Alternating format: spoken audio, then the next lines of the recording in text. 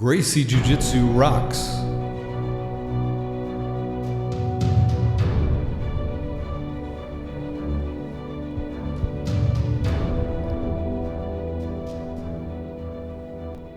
Welcome to the Gracie Jiu Jitsu Rocks podcast, a podcast dedicated to Gracie Jiu Jitsu and all things Gracie, including self-defense, competition, anti-bullying, women's self-defense and empowerment, nutrition, and most especially, the people involved in Gracie Jiu Jitsu. This podcast is for the average Joe. It's for anyone who practices, trains, teaches, or just loves to talk about or hear about Gracie Jiu Jitsu.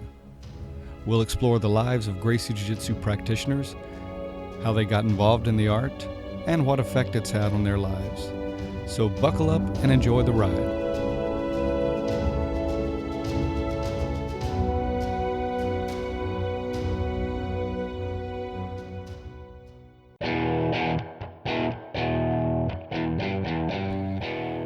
Welcome to episode 116 of the Gracie Jiu Jitsu Rocks podcast. As always, I'm your host, Marty Josie, and thanks for listening.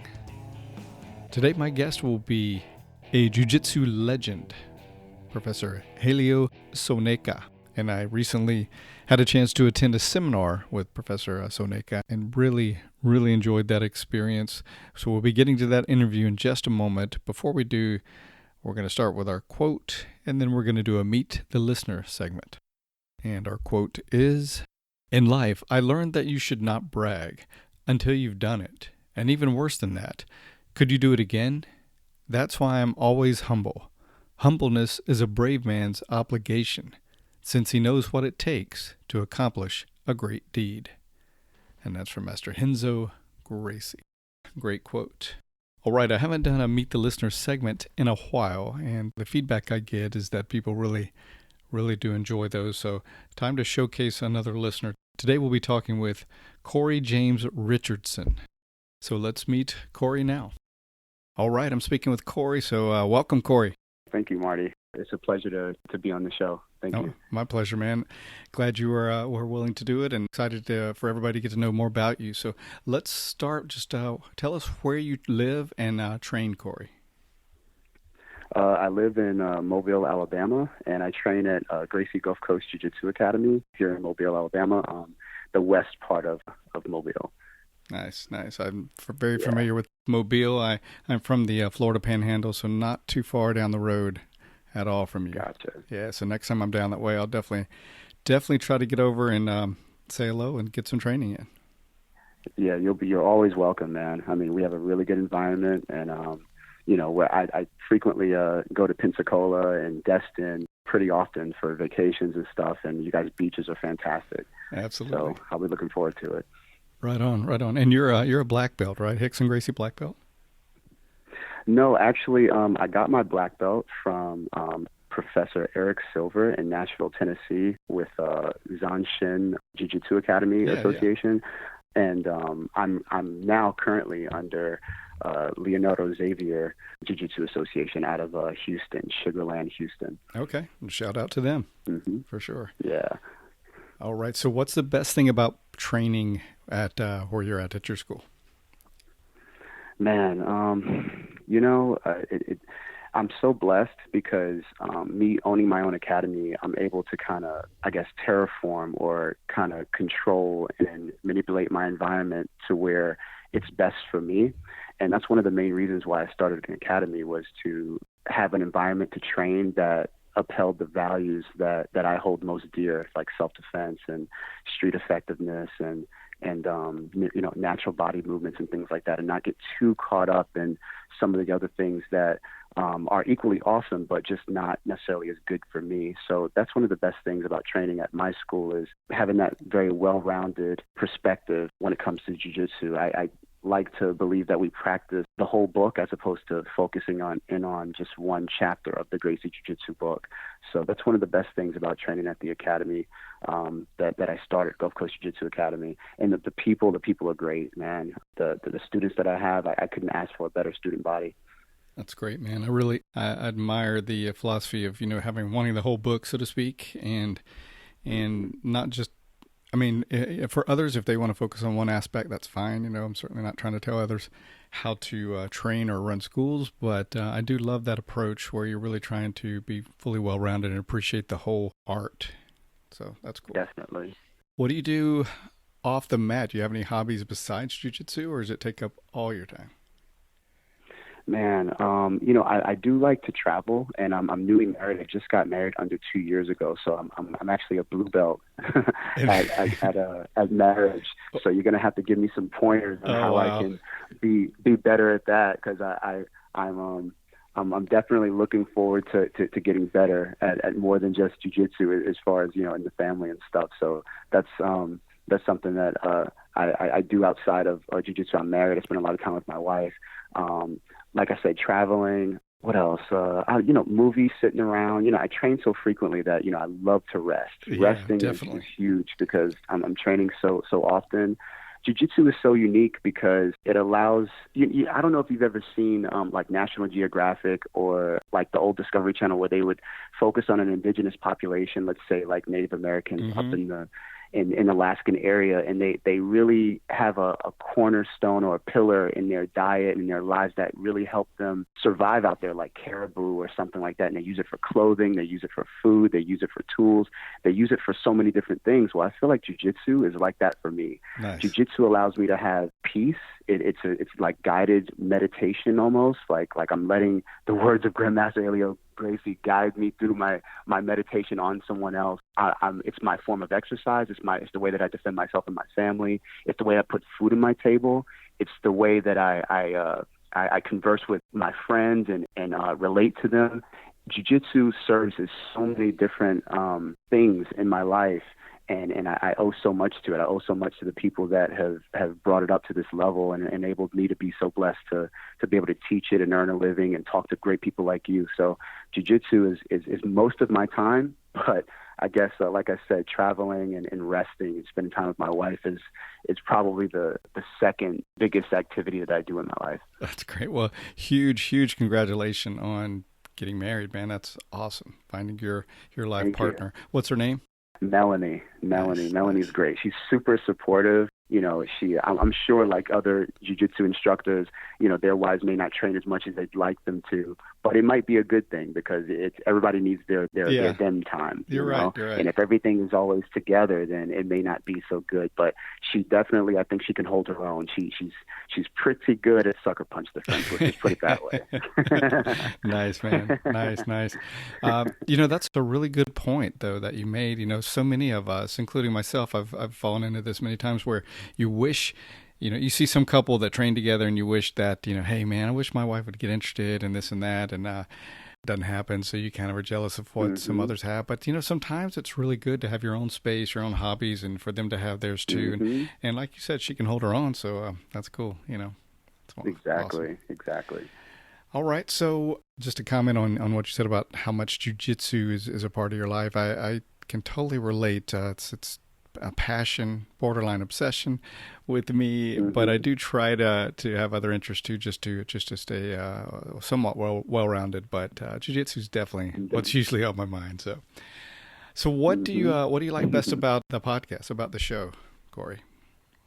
Man, just the knowledge. I love history, history pertaining to jiu-jitsu. You asked me history about something else, about, the French Revolution, and I don't really care as much. But you asked me history about the art that I hold most dear, and how I can use that history to make my life better and to improve my training and to improve my school. I really like that. I really like the old heads. I really like the members of the Gracie family that adopt the same ideologies that I have regarding, leverage and self-defense and the long haul of jiu-jitsu, not the short-term success of jiu-jitsu, but how jiu-jitsu can benefit your life for years to come. And I really like that. I like hearing about the old days in Rio and how, the Gracie family and the other members that are extended past the Gracie family have kind of helped the art grow and spread it, and the different rivalries. Man, that's one of my favorite aspects of the show, is hearing about that type of stuff from your different guests. Well, that's great. I appreciate you being a listener. It's certainly my pleasure doing it, and I'm with you. I love the history and hearing from people that newer people too, but people that have been in the game and in that way of life for so many years. It's just so interesting to absorb from them, from their knowledge and insights. And yeah, I'll keep doing those for sure. Exactly. Thank you. Yeah, and listen, thank you so much for being a listener. And anybody you want to shout out to before we close? Yeah, I of course, my wife, my students, Kim Williams, who's helped me with the academy, all the rest of my students, my instructor, who is probably, the best instructor. I've had a few instructors, and this is by far the best instructor that I've ever had, Leo Xavier in Houston. I love to give him a shout out. And everybody who's helped me get to this point, Hedon Gracie, Henry Akins, a lot of different people that you've had on the podcast that I've had the pleasure of listening to. I want to shout them out. I want to shout you out, Marty, because without this podcast, without you, we wouldn't have this platform for everybody to listen to the valuable knowledge that all these people have to talk about on your show. So, man, I respect and appreciate everything you do with this show, bro. Thank you so much. Oh, man, thank you. Thank you for the kind words. I appreciate the acknowledgement. And without people like you listening, there wouldn't be a show. So thank you. And I'll definitely put up your school's information on the show notes. So thank you, my friend. Be well and keep listening. Thanks for sharing your a little bit more about yourself for us. Thank you. Have a great day. You too, buddy. Thank you. All right, moving now on to our main interview of the episode. Professor Helio Soncea is a legend in the jiu-jitsu world. He's a true pioneer of jiu-jitsu, and he co-founded the legendary Gracie Barra team. Professor Helio started jiu-jitsu at 7 years old and has had a huge impact on the jiu-jitsu world through his many years on the mat. He's also a very accomplished competitor and has won numerous titles, including Pan Ams and the World Jiu-Jitsu Championships, as well as Abu Dhabi. In this interview, he talks about the early days of Gracie Barra, moving to Rio and training with the Machados brothers and Renzo Gracie, why he considers Renzo Gracie his guardian angel, his thoughts on Jean-Jacques Machado, facing his idol Royler Gracie on the mat in a competition, as well as fighting in Abu Dhabi against Megaton Diaz. He talks about teaching Roger Gracie, Igor Gracie, and Carolos Gracie, as well as coaching MMA fighters such as Vanderla Silva, Belcher, and Anderson Silva, just to name a few, as well as why teaching fighters isn't his favorite thing. He discusses his relationship with Carolos Gracie Jr., gives advice on how to stay on the mat long term, how jiu-jitsu teaches you to deal with life, some of his proudest moments in jiu-jitsu, and lessons he's learned in jiu-jitsu along the way. He also discusses his one hobby that he loves more than jiu-jitsu, and how important his faith is in his life. He also covers who influenced his life the most and discusses his gratitude for the United States. So know you're going to enjoy this interview. After the interview, make sure you stick around for the Make a Difference, Make an Impact segment. And now, without further ado, let's talk to Professor Soneca.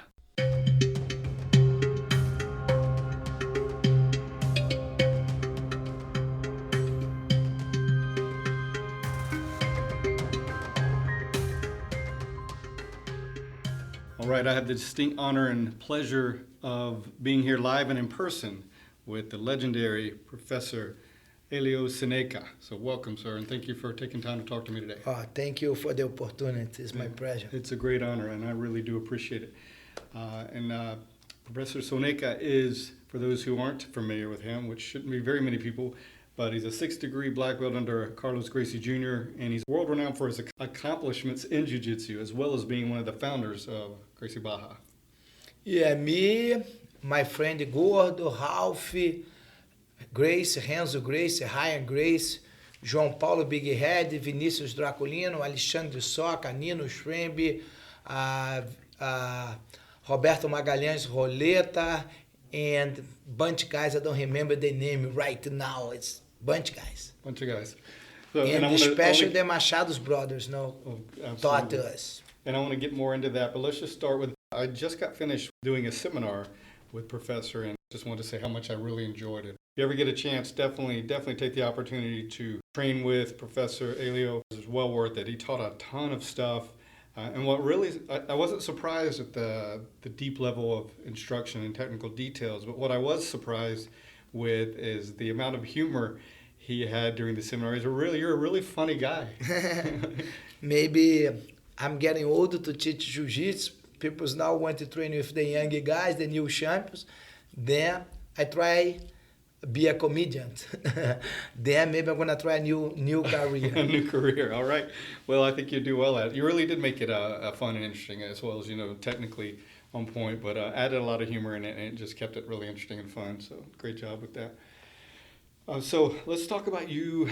You've been in jiu-jitsu forever. You're one of the pioneers and legends in the field, in the sport of jiu-jitsu. Take us back to how you got started and what the early days were like for you. I started jiu-jitsu at 7 years old. I used to play hockey. It's like ice hockey, but it's a little bit different. It's a kind of hockey I have a lot in European countries and Brazil and the Argentina. But I never liked jiu-jitsu. It was not something interesting. I used to like play soccer, play hockey, like I say. Then my mom went to the school meeting, and then a lot of guys from old guys start to call me Steppy son. Then I start to fight with these guys. The guys kicking my butt. Then my uncle decided to take me to take a jiu-jitsu class. Then I started doing jiu-jitsu. After 3 months, I fought with the guys again. The guys spanked me again. Then I trained for 1 year. And then I went to fight with the guys again. The guys spanked me again. Then after they broke my nose. Then I decided to train jiu-jitsu deep, be strong with jiu-jitsu. Then my instructor took me to competition team. All these guys used to kick my butt was in the competition team. I still, until today, I cannot kick the guy's butt, because you become friends. Oh, wow. Nice. Who won the competition? It was a competition team. The guys used to belong to the competition team. The guys was a professional fighters already. I was trying to fight against them. Nice. And when you mentioned your professor, who was your first professor? My first professor was a city in Rio de Janeiro named Teresópolis. Was Cirilo Azevedo and Elias Martins. Two guys. All right. The best kids instructor I saw in my life. Awesome. So how did it progress from there? Then I started training. Then with 14 years old, I moved to Rio de Janeiro and started training under Machados brothers. My training partner was José Henrique, Zé Beleza. And my training partner was Renzo Gracie, Ralph Gracie, Gordo Correia, some Machados brothers too, like Jean-Jacques Machado, Johnny Machado. I started take serious about jiu-jitsu. Great group of guys to be. Yes. Then I started to take serious. Now I started getting my butt kicked very bad. Yeah, that's a tough group. Tell us anything that stands out about. We'll start with Renzo Gracie. What do you first remember about him, and then maybe how did that grow over the years? Your perception of him. Renzo Gracie I consider him my guardian angel. He's the guy who raised me. He's like the model person. I want one day be like him. Renzo Gracie is the kind of guy, when he's around, I feel his energy. When he's leaving, making me cry. But it's like Renzo is from another world. It's one of the most special men I saw in my life. What stands out? What makes him so special? I think it is magic. His charisma, his way, his attitude. I think he does not belong in this world. Wow, that's awesome. What about Gordo? What stands out about him? Gordo is my brother, my young brother. Is very quiet, but he's a great person too. It's my brother. What about, Jean-Jacques Machado? Jean-Jacques Machado is the best grappler guy I saw in my life, the best jiu-jitsu instructor I saw in my life. He's amazing. Wow. Amazing person, amazing instructor, amazing everything. All right, excellent. Like I said, a great group of guys to be the best group. So as it progressed for you through the years, tell us a little more about your jiu-jitsu journey and when you started competing. What was that like? I started jiu-jitsu with 7. With 7 years old, I was already professional, fighting kids tournament. Wow. Since 7 years old until today. I know you're well accomplished in competition. You've won a lot of prestigious titles, including the Pan Ams and the Worlds. Then you took a long layoff, I believe, from what, 2003? 96. 96, and then you came back. 2017, I believe. Yeah, you did Abu Dhabi in 2017. Tell us what that was like. I did one match against a great guy, Megaton Diaz, amazing fighter. And I think was luck because he was kicking my butt in the end. I swept him, but Jiu-Jitsu is not about just be, Jiu-Jitsu competition is not about just be amazing. It's about the strategy, you know? I was a little bit sneaky. You were sharing a little bit about that in the seminar, so elaborate on that, how that sneakiness came into play. Because Jiu-Jitsu is a game, you know? I mean, you need to have a strategy. Like our sport, you need to have a strategy. It's not every time the best one going to win. I have a lot of friends, I used to train with the guys in the gym. They spank me so bad, but then they go to the tournament, they freeze out. I think strategy, like more competition. Like I say, I was professional fight since my 7 years old. That's a lot of experience. Then I think that's made the difference. You were saying something like you told your coach to let you know when there's 1 minute left, and that's when you were going to make your move. Yeah, because I was not in good shape. I was not believing myself too much. Then I told my coach, hey, let me know 1 minute left, then I'm going to sweep him, then I'm going to hold. That's the thing I did, because I was not with good endurance. Yeah. I was not good with gas. So you just stayed crafty and picked your time to go for it, exactly. Right? It worked out in that one. Exactly. Works. Huh? Works. Yes. So what, looking back on your competitive career, what are some of the matches that stand out the most in your mind and why? When I fought against Royler Gracie, it's my dream becoming true. I fought against my idol, my number one idol. That was the best thing, and I got my butt kicked. Nice. But that was the best thing. One of those peak experiences, right? Yeah, it's wonderful fight against my idol. Yeah, that's great. That's great. Much respect for him, for sure. And he's been on this show, so if you're listening and haven't heard his episode, certainly check that out. Going back, you were one of the co-founders of Gracie Barra, or Baja Gracie, however you want to say it. Different people say it different ways, but tell us how that whole thing came about, because I know it's a fascinating story. Yeah, the gym used to call Club Gracie. Then a friend of mine, João Paulo, Dr. João Paulo, he's a doctor now. He brought a T-shirt with a Tasmania Devil from his wrestling team in the United States. Then we went to a friend of us. He designed, he put that Tasmania Devil inside the triangle. Then you put the name Club Gracie. Then the guy, no man, don't put Club Gracie, put Gracie Barra. Then another guy came, no, put Barra Gracie, because Gracie, Royler and Rickson are Gracie Muay Thai. Then put Barra Gracie to don't look bad. Then you did, and that's the start.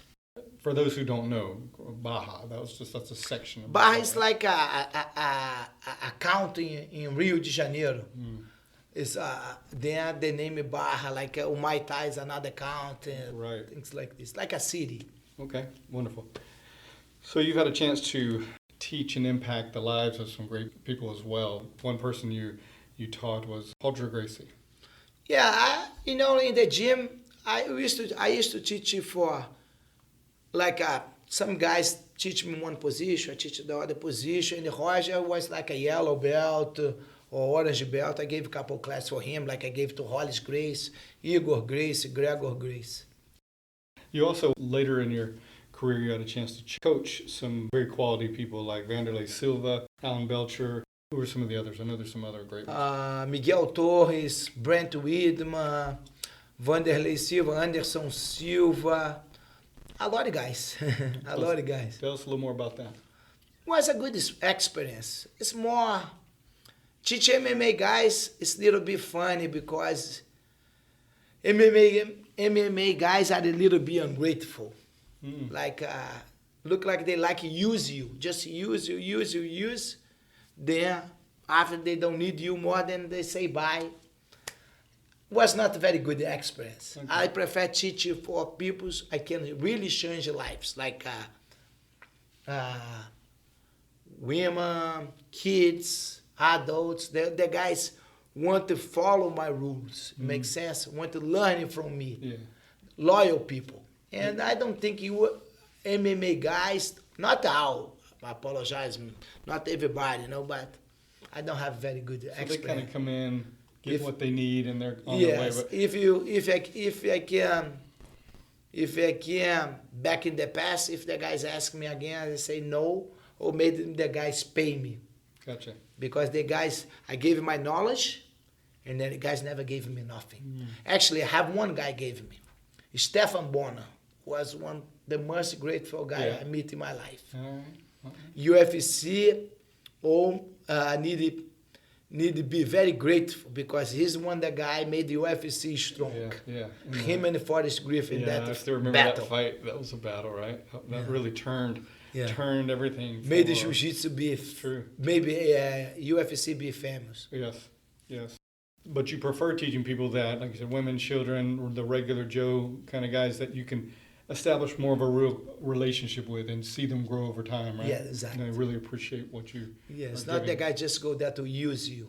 Gotcha. Because when they are nothing, nobody want to teach them. Then they become famous. Everybody want to be the guy's instructor. Exactly. It's true.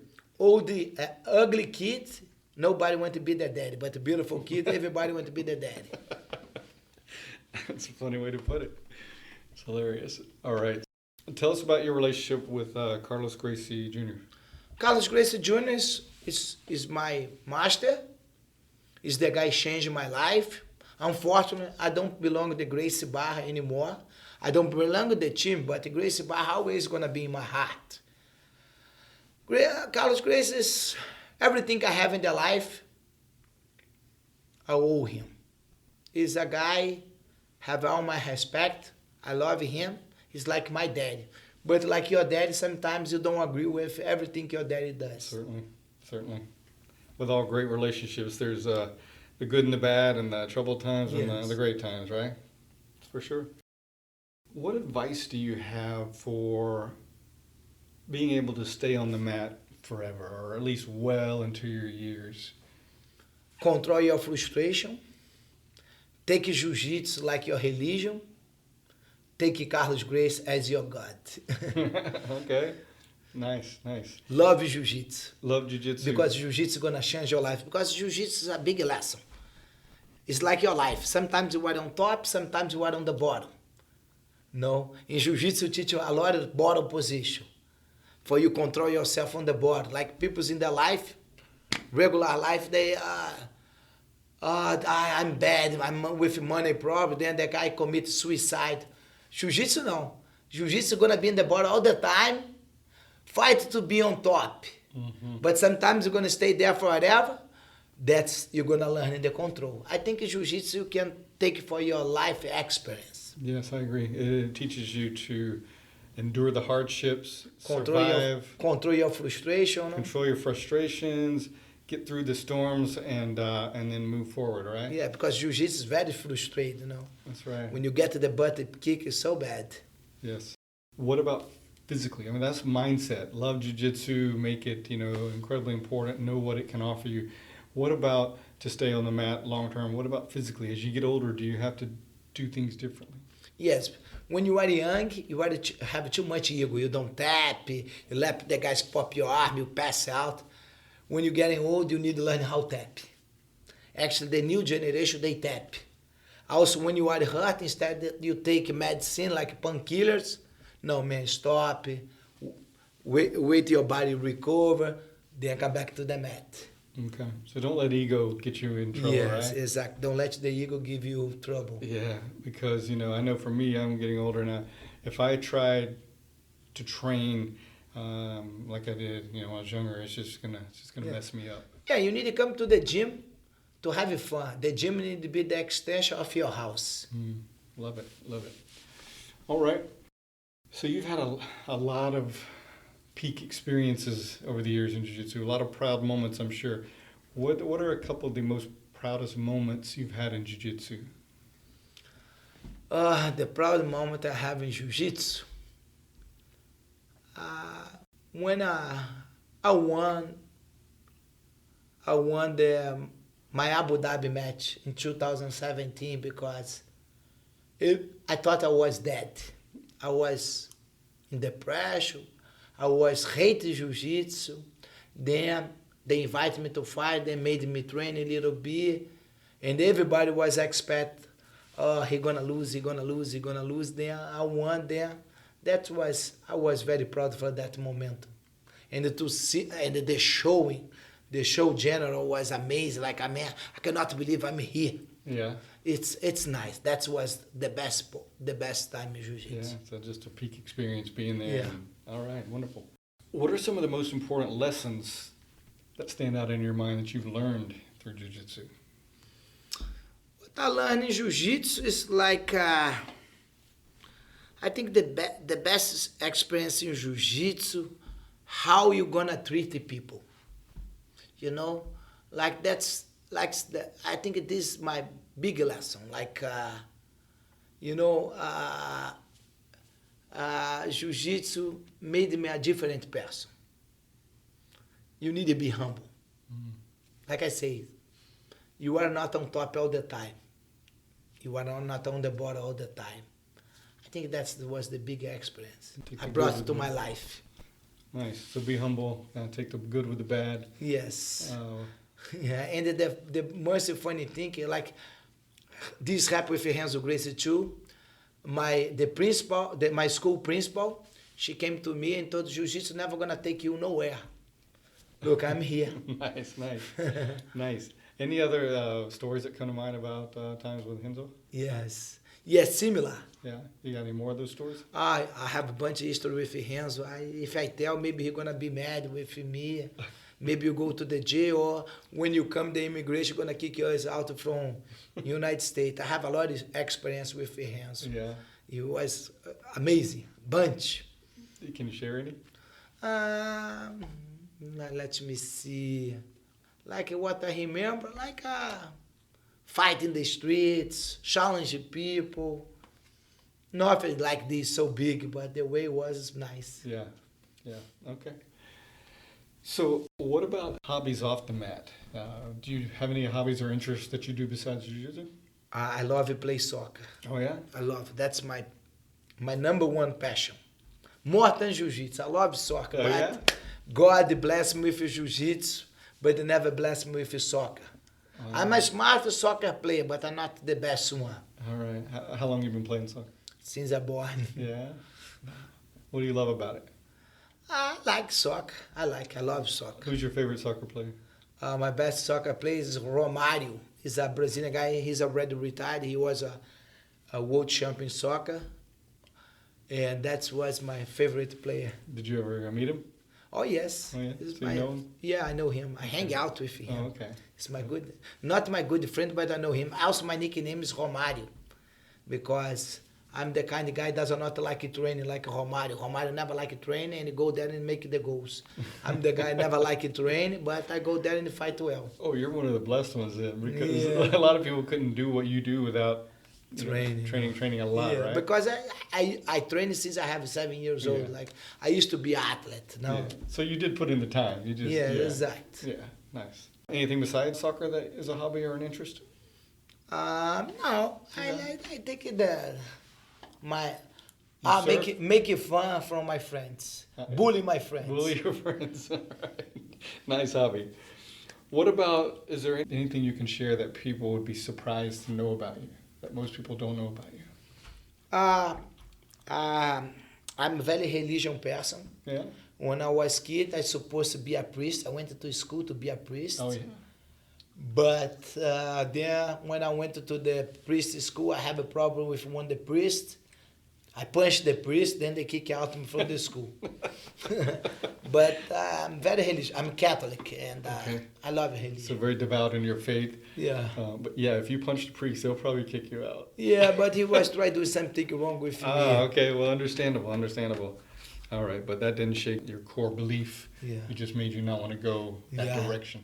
Believe I thought that I may go to the hell. But then after I understood I was right and he was wrong. Okay. Well, good. What else jiu-jitsu related would you like to discuss or talk about? About United States. United States, the best country in the world, gave everything I have. I'm so grateful. They including my kids, both kids born in the United States.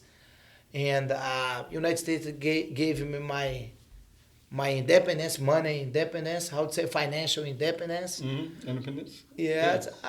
United States, like the best country in the world, the best people in the world. That's. When did you come first to the United States? 2002. Okay. And what city did you go to first? I went everywhere. San Francisco. That's the reason I'm a little bit sweet. San Francisco, California. Boulder, Colorado. Orlando, Florida. Knoxville, Tennessee. And I am in Louisville, Kentucky for 12 years. Yeah, you got around to some places. Yeah, I'm a gypsy. Well, you know what? I like when people come from other countries and they usually have, a deeper appreciation of what they really have here than some of the people that just grew up taking for granted what they have, So yeah, they should go to my country to understand. Yes. I've been able to travel a lot too, and I remember when I was in the Army, I was stationed on the border of Texas and Mexico. So I spent a lot of time in Mexico. Yeah. To see the different conditions, it really does make you appreciate. I'm so grateful for the United States. If tomorrow the United States have a war against Brazil, I'm going to fight the United States. Yeah. You feel strong? Not because I feel strong, because my country never gave me enough. Mm-hmm. Yeah, my country gave my best friends, and it gave me Jiu Jitsu. But the United States gave everything I have. Wow, that's powerful. Gave me respect. Mm. I become somebody else in the United States. Wow. In Brazil, I was a boy, a problem boy. Wow, that's powerful. So you mentioned some of the important people in your life. Who are some of the people that's had, if you haven't talked about them already, who are some of the people that's had the biggest impact in your life? It could be on the mat or off the mat in your life in general. Renzo Gracie, Jean-Jacques Machado, Cuca, Alexandre Soca, Draculino, Gordo, Roberto Gordo, no. These guys changed my life. My best friends, my family. Right. My family. Your family. And what advice do you have for people who just getting started in Jiu-Jitsu? Actually, what person changed my life a lot is my uncle Flávio Copelo. He passed away like 1 year ago. Mm-hmm. And a friend of mine, I consider him my daddy, Beto Priest. And my mom. My mom was so funny. She passed away too, but in my gym, was like 300 kids. I was like the number 150. 150 kids was before me, much better than me. And my mom is the only one believe, you're going to be a champ, you're going to be a champ. She used to believe more than me, I'm going to be a champ. Wow. My mom is, I think, is the big impact in my life. That's my mom. Wonderful, wonderful. She really believed in you and helped you believe in yourself, right? I thought she was crazy, but she was right. Oh, that's great. Nothing like a mom. I wish she's alive to show her everything I built, just because of her. I'm sure she can still see it, though. Yeah, I hope. Yeah, that's great, man. To have a mom that believes in you and pushes you forward and validates you, that's wonderful. Nothing like that. Awesome. So before we close, any advice for people that just getting started in Jiu-Jitsu, some things they should keep in mind, some things they should know that's going to carry them far? Yes. The people who are going to start Jiu-Jitsu, don't rush. Learn slow, have fun. Don't compromise yourself too much. Don't push yourself too much, because everybody has your own time. That's great advice. That's very hard to do for beginners, because they want to show that maybe they learned just a tiny bit, but they want to show they have something, right? So it's hard to slow down. And you play with the ego, no? Yes. Let your ego outside the door and come back. If we could teach people that alone to, you hear that all the time, leave your ego at the door. If you could really, truly teach people to just let the ego go and be where you are and not rush, that would be everything, that's right? the best. Right on. Any closing words that you want to say to the listeners? Guys, thank you very much. Thank you for supporting me. I hope you like my interview. Sorry for my bad English, but I want to keep my English like this because it's charm. Then, okay, guys? Right. I love you guys. Please follow me on my Instagram, Helio_Soneca. Helio like Helio Gracie. Nice. All right. I want to thank you so much for your time, your insight, and the impact you've made in Jiu Jitsu in the world, man. Thank you much very respect. much. Really appreciate it very much. And Jiu Jitsu is my religion. absolutely. Carolos Gracie is my God. Helio Gracie is my superhero. That's well put. We'll close with that. I wish you a long, healthy, happy life, sir. I hope to. Right on. Thank you very much. Thank you, sir. All right. Really enjoyed speaking with Professor Soneca. What an honor and privilege it was to sit down with him in person and have that conversation. All right. The Breathing for BJJ program has proven to be a very popular program. I've been talking about this program forever, and then we did the beta launch and just finally recently did the full launch, and it's been, like I said, wildly popular. If you're unfamiliar with the program, you can find out more at www.breathingforbjj.com. All right, next up is the Make a Difference, Make an Impact segment.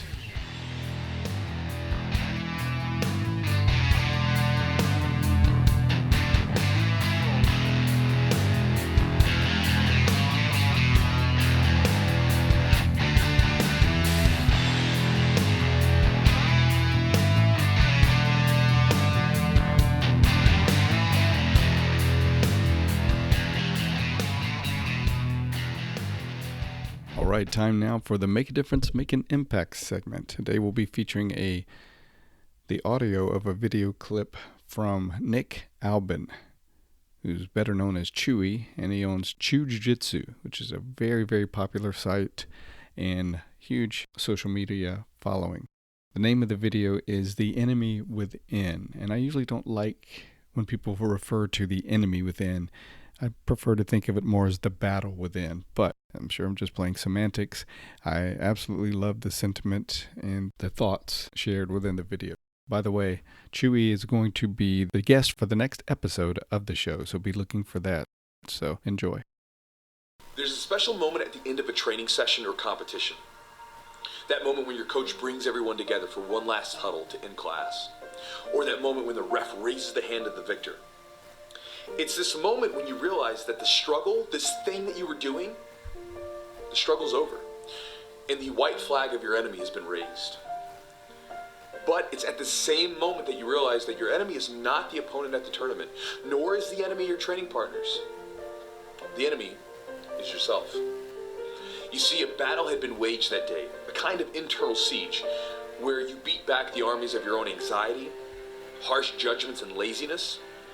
Defeated were the thoughts of skipping training, sitting out another round, or not signing up for the competition because deep down you don't think you're good enough. Instead, you chose to take action, and regardless of what happens that day, whether it's a competition, a training session, it doesn't matter. What matters most is that you conquered yourself. But tomorrow, the forces of your shadow will be waiting for you, as they will be every single day, looking for another battle, and searching for a weakness inside of you. But the beauty is that where there's a shadow, there's a light.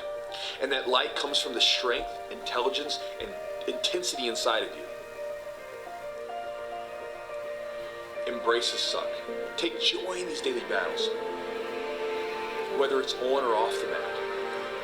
Because every day you choose to follow your heart and take action towards the things that you want is a day that the enemy inside you becomes a little bit weaker. The light, a little bit bigger. Your shadow, a little bit smaller.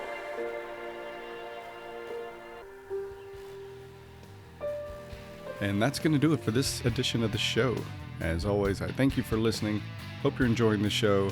If you feel like you're benefiting from the show and want to show your support, you can support us on our Patreon page and a link in the show notes.